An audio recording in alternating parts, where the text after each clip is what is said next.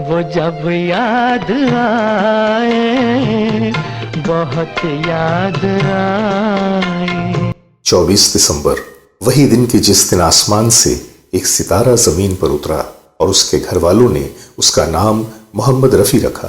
आसमान से आया फरिश्ता प्यार का सबक सिखलाने। किसे खबर थी कि ये बच्चा आवाज का पैगाम्बर है, नगमों का खुदा है। इसकी आवाज रहती दुनिया तक कायम रहेगी, जो करोड़ों लोगों के दिलों की धड़कन और लाखों लोगों के लिए उनके रिस्क का जरिया बन जाएगा। दिल का सोना साल तराना ढूंढेगा। ग्रेट लेजेंड्स के सभी देखने वालों की खिदमत में मैं जावेद नसीम अपना आदाब, सलाम और नमस्कार पेश करता हूँ। 24 दिसंबर यानी कि रफ़ी साहब की सालगिरह का दिन, और इस अवसर पर मैं अपने सभी दोस्तों को, सभी देखने वालों को अपनी तरफ से और अपनी पूरी टीम की जानिब से हार्दिक शुभकामनाएं पेश करता हूँ। दोस्तों, आगे बढ़ने से पहले मैं आपका शुक्रिया अदा करूंगा कि आप लोग इतनी मोहब्बतों के साथ हमारे चैनल को देखते हैं, इसे पसंद करते हैं और अपनी मोहब्बतों से नवाजते हैं। बस इसी तरह हमारी वीडियोस को लाइक किया करें, शेयर किया करें और सब्सक्राइब किया करें, क्योंकि जितनी मोहब्बतें हमें आपकी मिलेंगी, हमारा हौसला उतना ही बुलंद होगा कि हम आपके सामने खूबसूरत से खूबसूरत वीडियोस लेकर आए। तो आज 24 दिसंबर के मौके पे हम चलते हैं एक खास वीडियो की तरफ। ये खास वीडियो हम लोगों ने तैयार किया है रफ़ी साहब की सालगिरह पे उन्हें खराज अक़ीदत पेश करने के लिए। तो देखते हैं।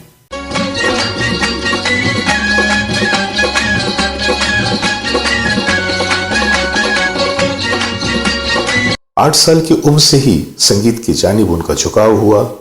मोहल्ले में रोज एक फकीर की सदा गूंजती, जो अपनी मधुर आवाज में गाता हुआ गुजरता, और यह बच्चा भी उस फकीर की सदाओं पे अपने कदम को रोक ना पाता और उसके पीछे पीछे दूर तक उसी के गाए हुए गीत को गुनगुनाता जाता। बड़े भाई के सैलून में काम करते हुए, शेविंग सोप के झाग की कटोरी धोते हुए, ग्राहकों के लिए तौलिए बदलते हुए उसकी गुनगुनाहट जारी रहती। आवाज थी कि मानो शहद के मर्तबान का ढक्कन खुल गया हो। उसकी मीठी और मधुर आवाज की वजह से आने वाले ग्राहक भी उसे बहुत पसंद करने लगे। बड़े भाई तो चाहते थे कि उनका भाई अपने शौक को पूरा करे और गायकी की दुनिया में अपना नाम रोशन करे, पर वो अपनी दुकान की जिम्मेदारियों से मजबूर थे। और ऐसे में एक फरिश्ता उस बच्चे को उसकी मंजिल तक पहुंचाने के लिए नमूदार हुआ। ये थे अब्दुल हमीद साहब, रफ़ी साहब के भाई के दोस्त, जो रफ़ी साहब के लिए खुदा की जानिब से भेजे हुए एक ऐसे रहनुमा साबित हुए जिन्होंने रफ़ी साहब को अपनी मंजिल का रास्ता बताया। प्राइवेट महफिलों में लोग उस बच्चे को शौक से बुलाते और अब इलाके में लोग इस बच्चे को सुनने लगे थे और पहचानने भी लगे थे। नौजवानी की शुरुआत हो चुकी थी, गले में शहद और भी बढ़ रहा था। उस्ताद वहीदुद्दीन खान साहब, पंडित जीवन लाल मट्टू और फिरोज निजामी जैसे जौहरी इस नायाब हीरे की तराशो खराश में लगे थे, और अमृतसर के कोटला सुल्तान सिंह से निकलकर अब यह हीरा लाहौर के जौहरियों के हाथ में था। और वक्त के साथ इस ना तराशीदा हीरे फीकू की तराशो खराश जारी थी। महज 13 साल की उम्र में वो दिन आया कि जब एक लोगों से भरे मजमे में केएल सहगल साहब की मौजूदगी में उसे अपना फन दिखाने का मौका मिला।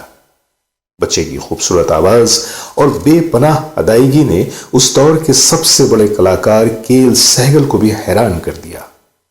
और 1941 का वो साल कि जब कोटला सुल्तान सिंह के फीकू ने मोहम्मद रफी की हैसियत से अपने कैरियर की शुरुआत की, और पहली बार 1944 में लोगों ने उन्हें जीनत बेगम के साथ एक डुएट में सुना। सोनिएनी हिरियेनी फिल्म थी गुल बलोच और म्यूजिक डायरेक्टर थे श्याम सुंदर। तेरी याद ने सताया,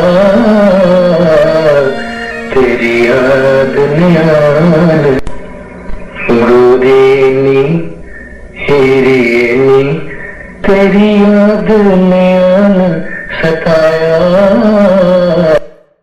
और फिर 1945 में श्याम सुंदर जी के लिए एक बार फिर गांव की गोरी में नगमे गाए। दिल हो काबू में तो, अरे दिल हो काबू में तो दिलदार की ऐसी ऐसी है वफा हुस्न के सरकार की। अब जिंदगी अगली मंजिल की तरफ आवाज दे रही थी और हमीद साहब के साथ नौजवान मोहम्मद रफी बम्बई चले आए और 10 बाई 10 के एक किराए के कमरे में रहने लगे। तनवीर नकवी साहब ने उनकी मुलाकात कारदार और महबूब साहब से करवा दी। कैरियर की शुरुआत हो चुकी थी। 2 फिल्मों में उन्होंने रोल भी किए। फिल्म थी 1945 की लैला मजनू और 1947 की जुगनू। ये पर्दा भी उठ जाता और कोई देख ना पाता, हाँ ये पर्दा भी उठ जाता और कोई देख ना पाता, किस मस्त नजर ने देखा। वक्त गुजर रहा था। लोगों में अब मोहम्मद रफी साहब की पहचान बन चुकी थी। अशोक कुमार के लिए अपनी आवाज कुछ ऐसे अंदाज में उन्होंने पेश किया कि अशोक कुमार जो अपने गाने खुद ही गाया करते थे, उन्होंने खुद गाने से ही तौबा कर ली। लब पे तुम्हारा ही नाम है, तुम हमारे वो न हो, हमको तुम्हारा ही आसरा। और आया साल 1952 का। आन की कामयाबी ने मोहम्मद रफी साहब की शोहरत में 4 चांद लगा दिए।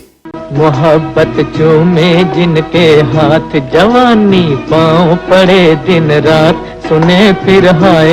कि जब हेमंत कुमार जी के आन के गानों को रिकॉर्ड करवाने के बाद उन गानों को डिस्ट्रीब्यूटर्स की जिद पर मोहम्मद रफी साहब की आवाज से रिप्लेस कर दिया गया।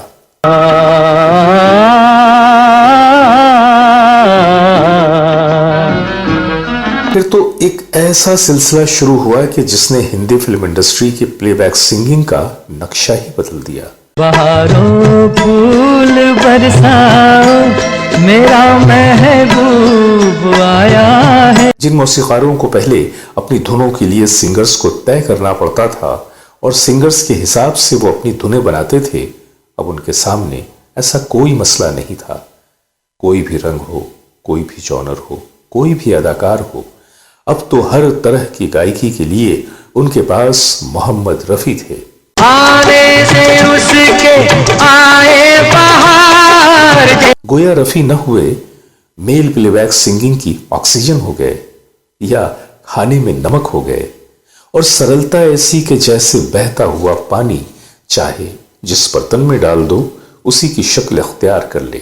बगिया से सुंदर वो बन हो गए। दिलीप कुमार, देवानंद, राजेंद्र कुमार, धर्मेंद्र, भारत भूषण, चंद्रशेखर, राजकुमार, संजीव कुमार, अमिताभ बच्चन, विनोद खन्ना, विनोद मेहरा, ओम प्रकाश, जगदीप, जॉनी वाकर, महमूद, यानी संजीदा से संजीदा अदाकार से लेकर कॉमेडियन तक के लिए उन्होंने यकसा महारत का इस्तेमाल किया। तस्वीर तेरी दिल में जिस दिन से उतारी है। सोलो, डुएट, रोमांटिक, सीरियस, गमनाक, कव्वाली, भजन, नात, हम्द, मज़ाहिया और न जाने क्या क्या। हर सांचे में आवाज यूं बैठ जाती जैसे अंगूठी में नगीना। कोई जब राह न पाए मेरे संग आए। 250 से भी ज्यादा म्यूजिक डायरेक्टर्स के साथ हजारों नगमों को जन्म देने वाले मोहम्मद रफी कितनी ही साजिशों का शिकार, कितने ही लोगों की शरारत का शिकार, कैरियर के उतार चढ़ाव का शिकार, पर हर हाल में चेहरे पर वही मुस्कुराहट और वही फरिश्तों जैसी मासूमियत। खुश रहे तू सदा, ये दुआ है मेरी। एक ऐसी शख्सियत कि फिल्म इंडस्ट्री में रहने के बावजूद जिनके नाम से कोई बदनामी न जुड़ सकी, जिनका नाम आए तो खुद ब खुद जुबान पे साहब आ जाए, अगर सिर्फ नाम लो तो खुद में शर्मिंदगी महसूस हो, जिन शख्सियत की खुशबू से सुनने वालों का दिल दिमाग खिल उठे। मेरी दोस्ती मेरा प्यार जब राह न पाए। बातें अभी बहुत सारी हैं और यादें भी बहुत सारी हैं, और रफी साहब की बात शुरू करें तो कागज और स्याही खत्म हो जाए, रात खत्म हो जाए, पर बात खत्म नहीं होगी। बस आज की पैदाइश के दिन मैं जावेद नसीम रफी साहब के शहदाइयों को दिली मुबारकबाद पेश करता हूं, ये कहते हुए कि तारीख थी 24 की, 24 का सन था, उतरा था आसमां से, जमी उसका वतन था। वो शख्स अपनी जात में एक गंगो जमन था, फूलों पे खाक डालिए वो खुद में चमन था। फूलों पे खाक डालिए वो खुद में चमन था। तो ये थी आज की हमारी खास पेशकश रफी साहब की सालगिरह के अवसर पर। दोस्तों, बस इसी तरह से हमारे पोस्ट को लाइक किया करें, शेयर किया करें और सब्सक्राइब भी किया करें। और हाँ, कोने में लगी उस घंटी को दबाना न भूलें, क्योंकि उस घंटी के दबाते ही हमारे हर नए वीडियो की नोटिफिकेशन आपके लैपटॉप, आपके मोबाइल या आपके टैबलेट पर चली जाएगी। तो बस आज के लिए इतना ही। मिलते हैं फिर किसी अगली वीडियो के साथ। जब तक के लिए अपने दोस्त को इजाजत दीजिए। नमस्कार।